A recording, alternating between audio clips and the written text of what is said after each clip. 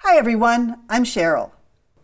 In this problem, we're going to be finding the area of the region bounded by the curves y equals 1 plus the cubed root of x equals 0, x equals 8, and y equals 0, which is right along the x-axis. All right, so in order to find the area of this region, I'm going to start by drawing a representative element. So in this case, I'm going to use a vertical rectangle right inside my region. Now to get the area, I'm basically going to be taking a sum of infinitely many of these rectangles as I move across the region. So what does my formula look like? Well, the area is going to be equal to the integral from a to b, because I'm taking infinitely many rectangles, times the areas of these rectangles.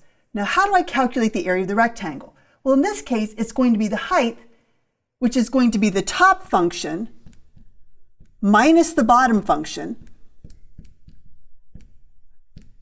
times the width of that particular rectangle. So times the width. So for this problem, the top function is my function 1 plus the cubed root of x. So 1 plus the cubed root of x. And then I'm going to subtract the bottom function. The bottom function is just the 0 function. So I'll be subtracting 0. The width of this rectangle, it's a change in x. So I'm going to represent that with a dx. The last thing I need to set up my formula are the limits of integration.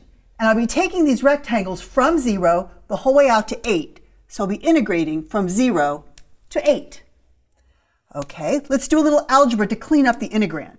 I've got the integral from 0 to 8 of 1 plus the cubed root of x dx. Now I can use my basic rules of integration, because the integral of 1 dx is x, and the cubed root of x, you can think of that as x to the 1/3 power. So when you integrate it, you'll have x to the 4/3 power divided by 4/3, which is the same thing as multiplying by 3/4. Then we need to evaluate from my lower limit of 0 to my upper limit of 8. So I begin by plugging in the upper limit, which is going to give me 8 plus 3/4 times 8 to the 4/3 power. Then I'm going to subtract what happens when I plug the 0 in. The lower limit of 0 gives me 0 plus 0. Okay, now some arithmetic. I have 8 plus 3/4 times 8 to the 4/3 power. Now 8 to the 4/3 power is the same thing as taking the cubed root of 8, which is 2, and raising it to the 4th power, which is 16. So I'll multiply that by 16. And of course I'm subtracting 0. So let's cross this out, because 4 divides evenly into 16 4 times, and I end up with 8 plus 12, or a total area of 20. I hope that was helpful. Thanks.